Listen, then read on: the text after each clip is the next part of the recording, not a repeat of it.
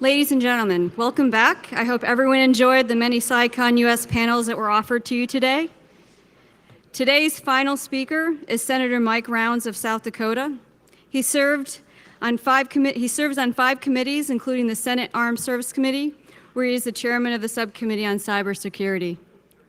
Senator Rounds previously served as the 31st governor of South Dakota from 2003 to 2011. He was elected 5 times to the South Dakota State Senate, serving 6 years as Senate Majority Leader. A lifelong South Dakotan, Senator Rounds was born in Huron, the eldest of 11 siblings. He earned his bachelor's degree in political science from South Dakota State University. Ladies and gentlemen, please welcome to the stage Senator Mike Rounds. Thank you. Appreciate it. Hey, good afternoon. I presume it is happy hour right after I'm done, or something close to it. Let me just begin by telling you that it won't be very long because they have called votes. We are working occasionally up there, and they did call votes right at 5 o'clock, so I will say a few things, then I'm going to open it up. I am not an expert on cyber, and in fact, as I have shared with people, the way things work in the United States Senate is it's all based upon seniority. It just so happened that this particular year we created a new subcommittee on cyber, and it just by happenstance fell into that I was next in line for an additional subcommittee, and therefore I am now chairing the subcommittee on cyber. But it's been like drinking out of a fire hose, okay? And I have to share with you that since January, the opportunity to look through and to see what is going on in this 5th domain of war has been absolutely fascinating. Let me just work through just a few thoughts on this, and then I'm going to open this up because I'd love to learn from you what you think about what's going on and some of the concerns that you feel we should be addressing as well. On the subject in particular of cyber conflict, it really has been kind of a long-standing interest that I've had, a curiosity that I've had in terms of how we approach it. And in particular, how do you define what is an act of war in cyberspace? We know what an act of war is with regard to land, air, sea, and space, but what is it in cyberspace? And what would be our Department of Defense's role with regard to protecting civilian critical infrastructure? Or for that matter, we know that DoD can protect itself, but what about other things in America that DoD is expected to protect? And then what about and how do we address the issue of sovereignty when we look out and we start to try to figure out exactly who's causing the problem and what systems they're using and whether or not some of it is flowing through the lines and space which belongs to our allies or at least neutral parties. As we all know too well, the United States is not immune to cyber attacks from hostile foreign actors, and even more alarming, some of our adversaries have determined that the reward of a cyber attack can outweigh the risks when they do this within our country. It is truly the newest and one of the most sophisticated forms of attack threatening our national security today. A cyber attack on our critical infrastructure, including the electric grids, transportation systems, water supplies, all can cause significant destruction and in some cases can lead to loss of life, to American lives. Additionally, our armed forces, both at home and abroad, are dependent on civilian critical infrastructure to accomplish their missions. And so at what point do we have an obligation to come back in and to protect those areas as well in protecting the Department of Defense's assets? In January of this year, we've started this new cyber subcommittee. And the responsibility here is for the creation of legislation specific to cybersecurity and also oversight for the policies and programs relating to the Defense Department's cyber forces and their capabilities. We want the subcommittee to be well established as a highly effective entity for legislation and for oversight, and our legislative responsibilities derive from the need to create or amend statutes in a smart way that enable our cyber forces to succeed while avoiding any unintended consequences of the legislation, which could burden the Defense Department or even detract from its cyber mission capabilities. We want to do no harm, but most certainly we want to be a friend to the department when it comes to assisting them in getting the tools and manpower that they need. Our oversight responsibilities derive from the need to monitor the department's execution of current law relating to cybersecurity, as well as enable the subcommittee to identify problem areas requiring our attention. I just wanted to talk just briefly about the Cyber Act of War and our concern here specifically.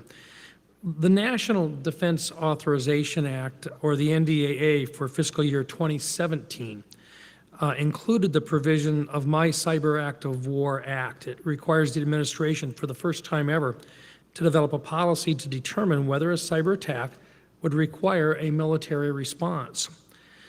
This would allow our armed forces to better be able to respond to cyber attacks and deter bad actors from attacking us in the first place. Let me just toss this out a little bit. If you don't know what constitutes an act of war, or if you don't know what constitutes a serious breach of inappropriate activity, how does the department actually start planning for those in the first place? How do you set up and prepare for something that can occur in milliseconds?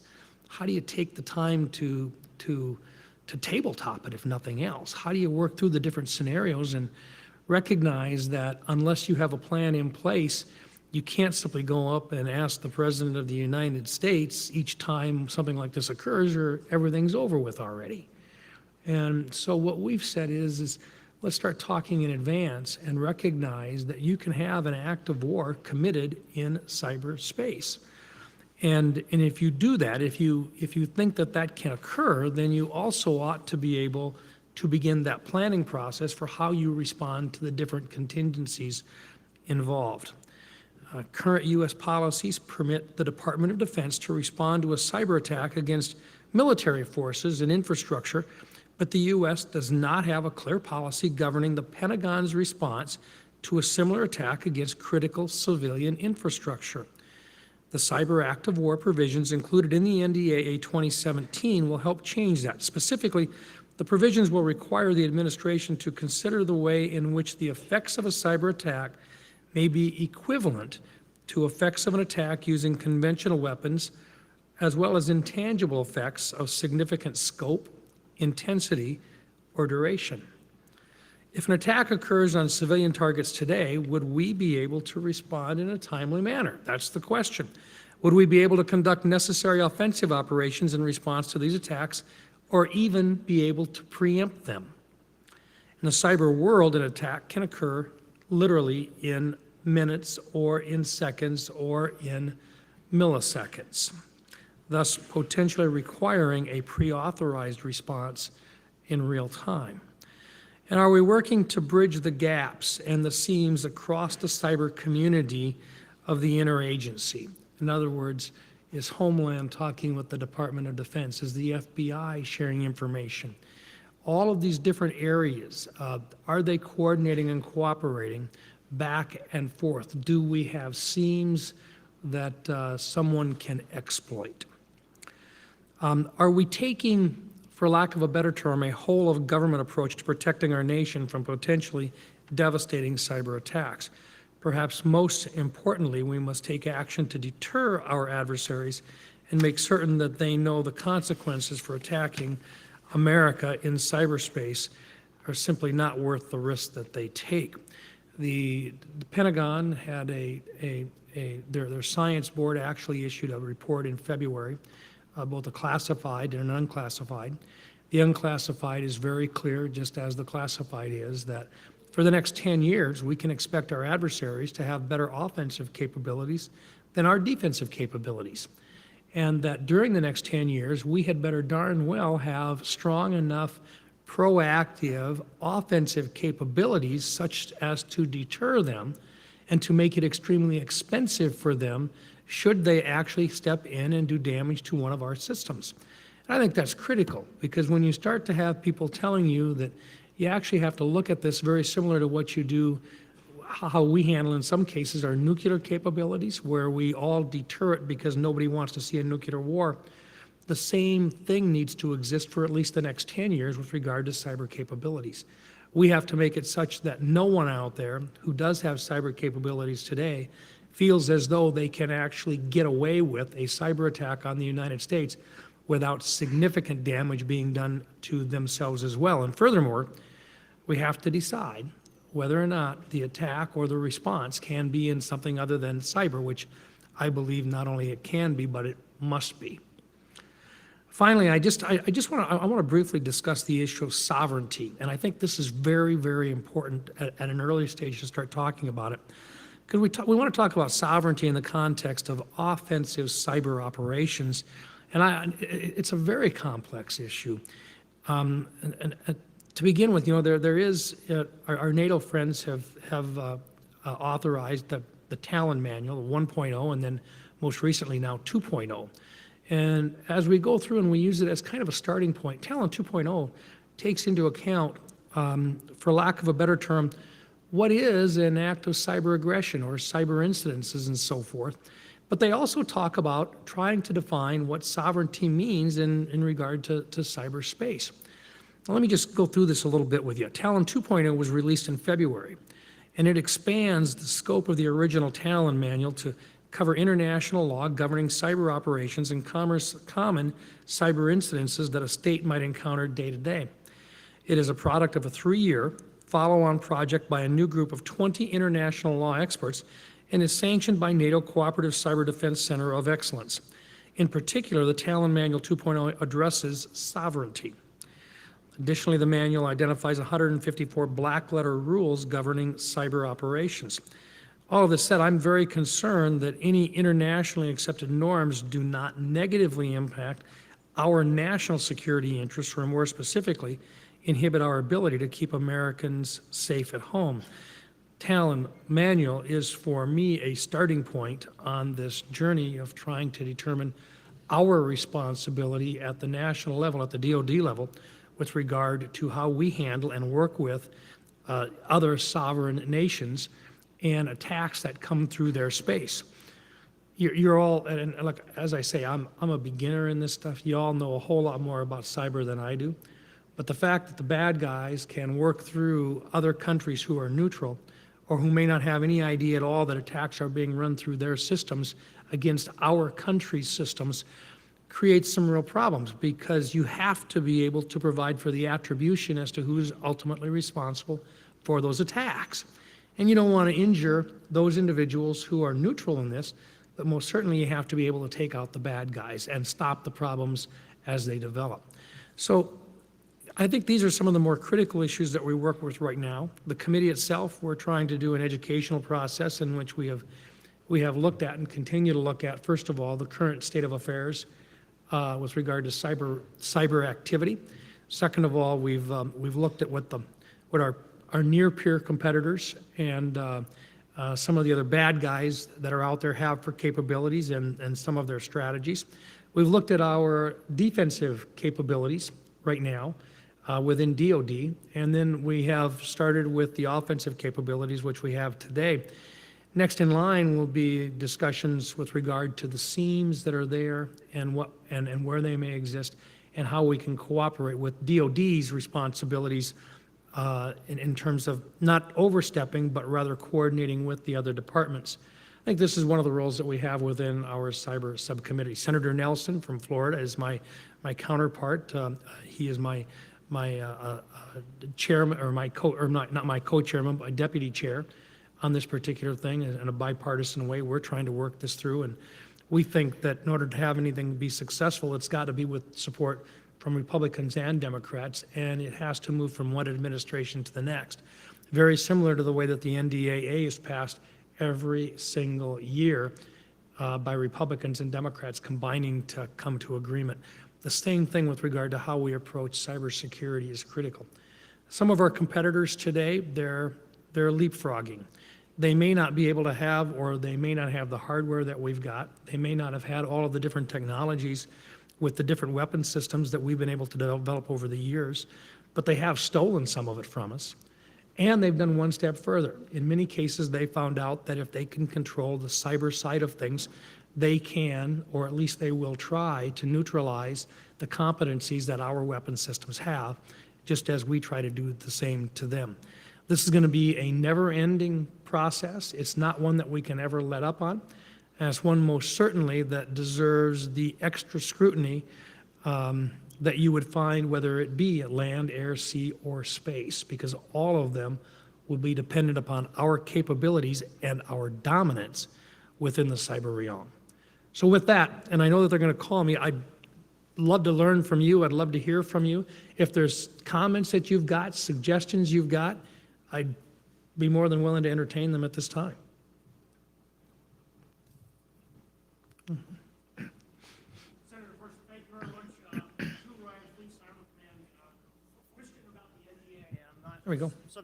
I'm not a subject matter expert on the NDAA, but does the NDAA, either this one, the 17 or beyond, consider the theft of intellectual property, which is probably one of our most valuable resources, that rises to the level of that threshold you discuss, like the theft of the F-35 information or the OPM breach, and how we would respond as a nation and DOD to those sort of events? A very good question, and specifically, that's under the NDAA. The thought concept is at what point does it become an act of war? Or is it an act which has to have retribution? And what do we do to defend against it in the future? And whose role is it to defend against it? Let's just take an example. Let's take the election process. You've got 50 different states, all of whom I believe appropriately reflect and protect their own election systems, right? And yet it hits to the very heart of what we have in America, the sense that those are sacred. Those election processes will be protected. Now, if it's all paper ballot, it'd be one thing, but we have combinations across the entire country. And it's one thing to put in propaganda and to try to influence people by putting out propaganda. That's nothing new. They've just figured out, the Russians have figured out, and this is not a classified discussion. Everybody knows the Russians were involved in it. They were involved in propaganda they put out, not just on TV and not just in the press. They used social media. But the question is, what if they get into and attack our election infrastructure? What if they get in and try to manipulate numbers? What if they actually tried to do so? Does that constitute an act of war? And what's the response for that? Those are the types of discussions that we've got to have, because can you think of anything that could be more damaging to this country than to think that our elections had been influenced and the numbers actually changed? Or what about the actual election rolls? What about the actual names of individuals? Can you think of the chaos you cause if, when it comes time to look at the election rolls, you have lines set up and people are walking in saying, I voted here for 20 years. What do you mean my name's no longer on the list? Where's it at? Those types of things. And how do we respond to that? And whose role is it? Is it Homeland Security? Is it the FBI? Is it the Department of Defense? These types of issues. And the reason for under NDAA that we lay this out, and we don't try to lay out all the guidelines as a legislature, we've said the administration needs to lay out a policy. Where we go with that policy and how we make the policy better would be the next step. But that's the reason for that within the NDAA. That's the reason for trying to define an act of war. Yes, sir. Lieutenant General Bob Caslen. I'm the superintendent at West Point, but also at West Point is the Army Cyber Institute, one of the hosts of this particular conference. So the Army Cyber Institute really has as its mission to conduct research in the cyber community, to create knowledge in order to, and also to build public-private partnerships. But it's in those public-private partnerships that have so much potential to not only really to secure our networks, not only in the public domain, but also in the private domain, is where we run into a lot of problems. And I'm not sure if your committee is looking at this in any capacity, because what we fail to have are the authorities that are necessary to create these public-private partnerships, because a public entity working with a non-federal entity has joint ethics regs complications. So is this something that you are looking at or can be looking at to look at the authorities that are necessary to really build these partnerships? Based upon our conversation here today, the answer is yes. Look, General, thank you, and thank you, first of all, to your service and to all of the other members of the armed forces that are here today, we thank you for your service. We can't say that enough. General, what you ask is a very legitimate question. What we're trying to do is to work at the very top levels right now and work our way down into it. What you've laid out is one of the critical questions that comes up, which is how do you lay out a plan with both public and private organizations working side by side? And where does the DoD fit in? And is it DoD? Is it Homeland Security? What about the non-governmental organizations that have huge competencies and capabilities? What is their role in this? And do they have the same responsibilities and guidelines as a government does? Fair questions. This is all new for us. We don't have the answers to it. But nonetheless, if they're working for the federal government, then you would think that as an agent of ours, there would be certain guidelines and responsibilities laid out. Whether or not they're there today, I can't tell you. But it's a very fair question, and I thank you for it. Now you've given me one more investigation that we've got to complete or at least start on. But that's exactly what we're looking for, sir. And I thank you for the question. Hi, sir. Thank you for your time today. My name is Kelly LeBenger. I'm a cybersecurity researcher. And you mentioned that there was an education initiative, and I'm wondering if you could elaborate on that. Yeah. And then I'm also wondering if you're working with the Cyber Caucus. First of all, the education initiative is for members of our committee to bring everybody up to speed to kind of have a basic, and I probably should have identified that a little bit better. The committee itself, look, we're politicians. None of us are cyber experts, and yet we're asked to be brought up to speed in terms of policy for cyber activities. Just the basic nomenclature. I mean, I hadn't thought about attribution with regard to being one of the critical issues in cyber until we get in and start talking about it. So it's a matter now of bringing up an entire subcommittee and then to be able to use the subcommittee to try to educate the entire Armed Services Committee about those critical issues regarding cyber. And that's what we're trying to do to begin with, so that we can actually speak in some sort of, or at least understand the challenges as the experts bring them into us, so we make good policy decisions. The second part of your question was, and I'm sorry,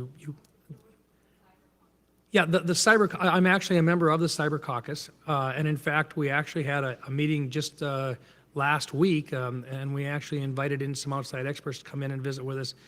And in specific, we were talking about election issues. And matter of fact, one of the discussions we had is what's the best way we can actually protect our election process?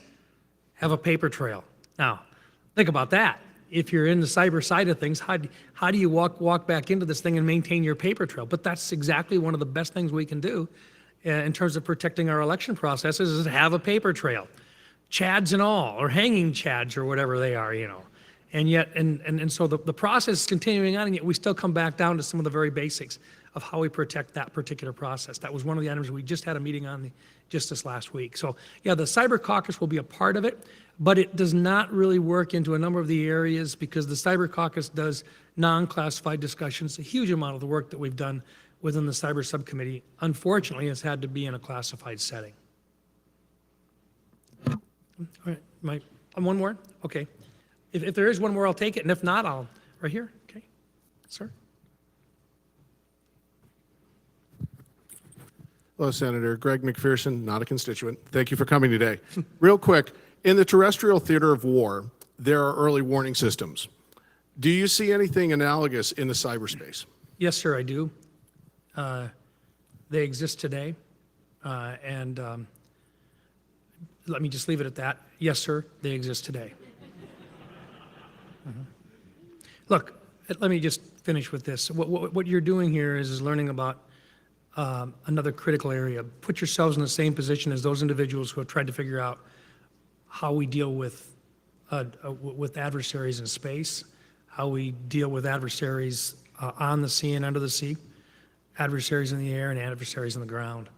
This one has no boundaries. There are no dimensions to it.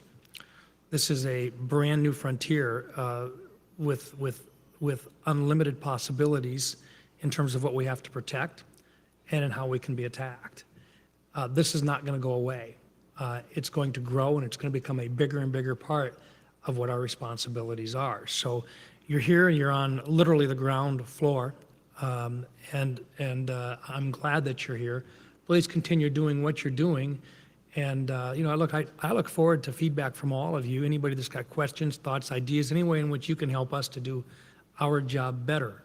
You're talking with a group of politicians who are trying their best to make sense of this and to make good policy decisions. And we'll take all the good input we can get. Thank you. Thank you. Can you go to the center of the stage? Okay, sure. Thank you, Senator Rounds, for coming out here today. Thank you for your insight and your candor and support.